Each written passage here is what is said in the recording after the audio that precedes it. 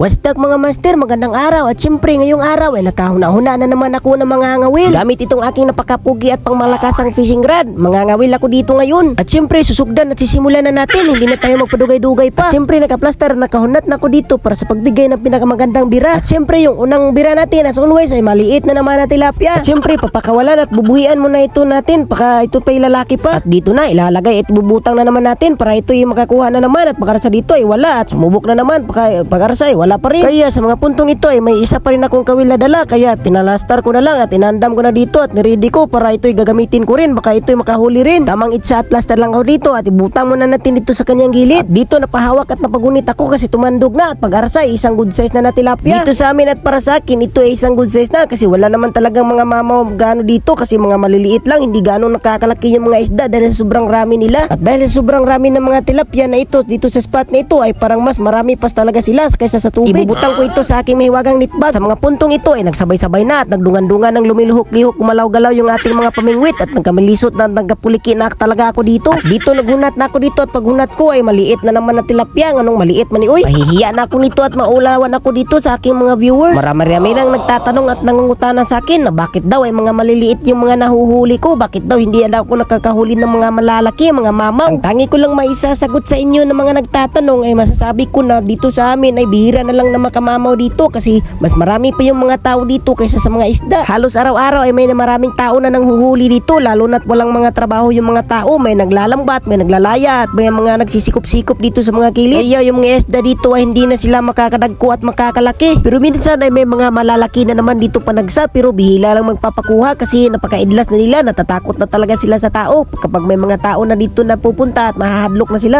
At akala ko dako na malaki itong tilapyang ito kasi napakagahi-gahing birahin, pero pag tanaw ko dito ay sumabod lang pala sa kahoy.